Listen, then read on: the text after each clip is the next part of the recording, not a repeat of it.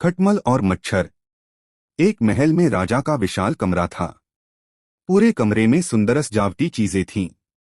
राजा के सोने के लिए एक विशाल पलंग भी था। पलंग के मोटे मोटे गद्दों में कुछ खटमल रहते थे। जब राजा गहरी नींद सो जाते थे तब वे बाहर निकलकर धीरे धीरे राजा का खून चूसते थे और सुबह होने से बहुत पहले गद्दे में चले जाते थे। वे बहुत सावधानी बरतते थे कि राजा की नींद न खुल जाए। एक दिन एक मच्छर वहां आ गया। खटमल ने जब एक अजनबी को देखा तो पूछा, ए भाई, कौन हो तुम? मच्छर बोला, मैं यहाँ से गुजरने वाला एक यात्री हूँ। क्या यह किसी राजा का कमरा है? हाँ, और मैं राजा के बिस्तर में रहने वाला खटमल हूँ, खटमल बोला। अरे वाह, तो तुम राजा का खून चूसते हो? मच्छर ने उत्साहित होकर पूछा। हाँ, हर रात जब वो गहरी नींद में होते हैं तब, खटमल ने बताया।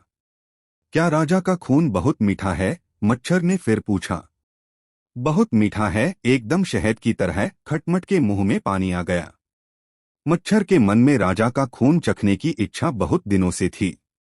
वह बोला, मैंने आदमी, औरत, बच्चों, सिपाही, भिखारी सभी का खून चखा है, लेकिन किसी राजा का खून चखने का मौका कभी नहीं मिला। क्या मैं आज रात यहाँ रुक सकता हूँ? बस एक बार राजा का खून चखना चाहता हूँ। खटमल पूरी दृढ़ता से बोला, नहीं, कभी नहीं। तुम राजा को डंक मारोगे तो उनकी नींद खुल जाएगी और फिर तुम्हारे साथ हम भी मारे जाएंगे। लेकिन मच्छर को राजा का खून चखने की बहुत ज्यादा इच्छा थी। इसीलिए उसने खटमल से बहुत प्रार्थना की। आखिर खटमल को मानना पड़ा, लेकिन उसने मच्छर को कुछ बातें समझाई। जब राजा गहरी नींद में सो जाए तभी काटना। ऐसा न हो कि उनकी नींद गहरी छे और वे जाग जाएं। किसी ऐसी जगह पर मत काटना जहां ज्यादा दर्द हो। राजा के पैर पर ही काटना।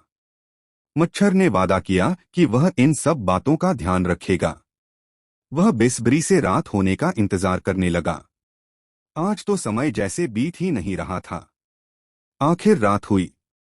राजा कमरे में आए। उन्होंने अपने आभूषण उतारे, पानी पिया और पलंग पर आकर बैठ गए। फिर उन्होंने आंखें बंद करके भगवान को नमस्कार किया और लेट गए। मच्छर ने जब राजा को सामने देखा तो उसके लिए अपने आप को रोक पाना मुश्किल होने लगा। लेकिन खटमल की बातें उसे याद थीं। लेटने के थोड़ी देर बाद राजा को नींद आ गई। अब मच्छर बिल्कुल बेसब्र हो गया। राजा के गहरी नींद में सोने का इंतजार कर पाना मुश्किल था। खून चखने की इच्छा इतनी तेज थी कि वह सब कुछ भूलकर राजा के पास पहुंचा और उनके गाल पर जोर से डंक मार राजा हड़बड़ाकर उठ बैठे। उन्हें जोर से दर्द हुआ था। क्रोध से उनका बुरा हाल था। उन्होंने सिपाहियों को बुलाया। वे क्रोधित होकर बोले, देखो, हमारे पलंग पर कौन सा कीड़ा है जिसने हमें काटा है। सिपाहियों ने पूरा बिस्तर झाड़ा और सारे खटमल बाहर गिर पड़े। सभी को मार दिया गया। मच्छर तो राजा को काटकर तुरंत दूर उड़ गया, लेकिन एक लालची मच्छर की गलती खटमलों को भरनी पड़ी।